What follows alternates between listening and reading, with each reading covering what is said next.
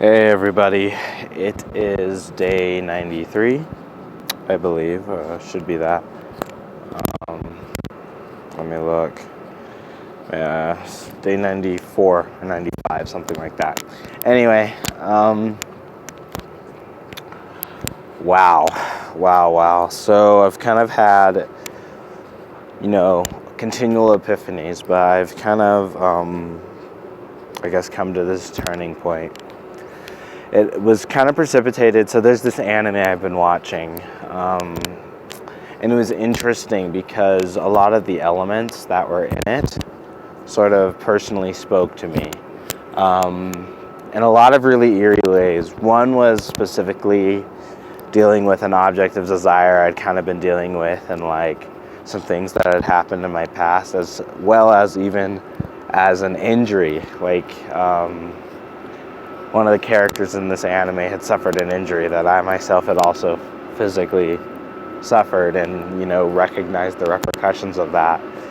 And it's crazy because in this weird way I realized, just like I feel like in so many ways, God has always spoken to me, like through stories and stuff, which is why I want to tell stories and such, because those have been the most influential, positive kind of experiences I've had in my life.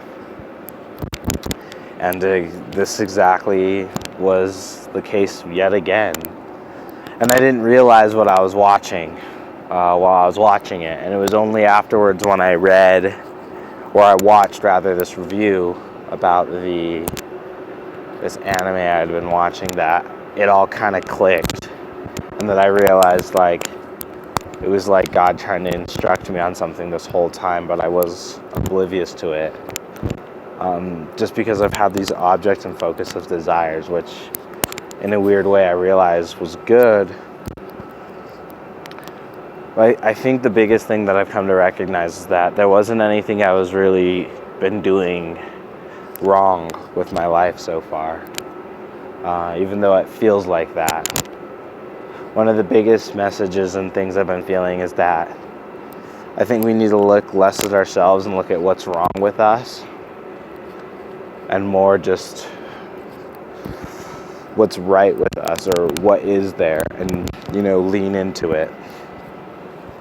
And I think for a long time I've been living my life as though there's something wrong with me, instead of recognizing that I know what's right, and things are good within me, but that I have to navigate kind of this crazy world, and I have to do it in such a way where I can survive and preserve my light and share it with the world. So rather than look at it as things corrupting or compromising what I am, it's really shaping it and more directing it towards a place where it can be most effective.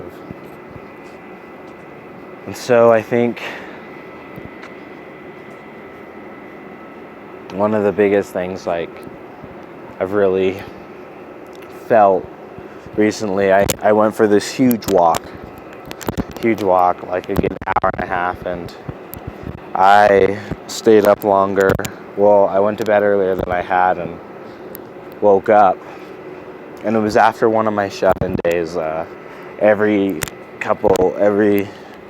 It's actually been having quite a bit, but every so often I'll just kind of have a day where I don't really feel like I want to go outside. I'll just feel like major hikikomori and just shut in, and not go outside, not talk to anyone. And I want to go outside, but I don't want to go outside when there's people there. And it's not necessarily that I don't like people. I actually really love people. It's just that I want to be able to be with the world and not in the world. Does that make sense? I feel like there's the world that we built in this beauty. I'm walking actually through a university campus right now, and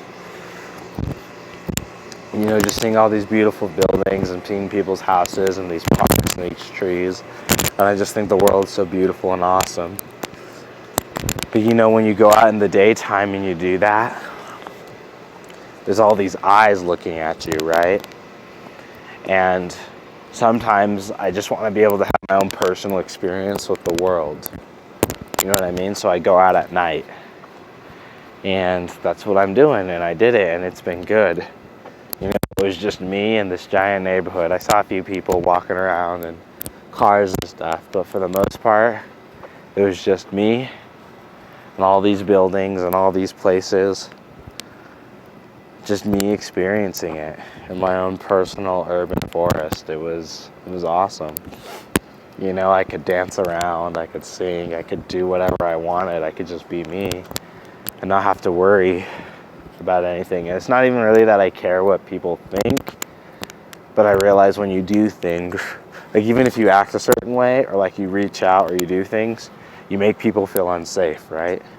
If people see you acting in an unpredictable way, they start being wary of you. And if you do that long enough, maybe you'll start grabbing attention.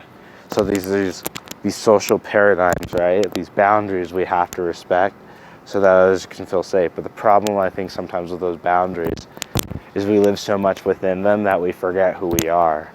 And I think that's why we get all this generic labeling, and everyone's trying to find a way to be acceptable to society just so they can be who they are without having to have that question. I actually kind of got immersed in kind of leftist ideology about like transgenderism and like gender theory and all this stuff.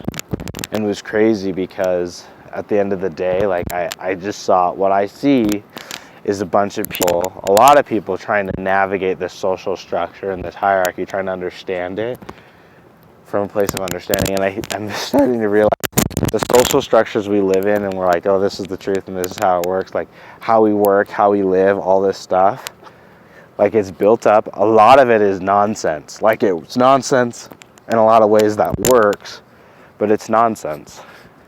It's just someone decided this, or as a group we decided this, and eventually enough people went along with it that's how it became.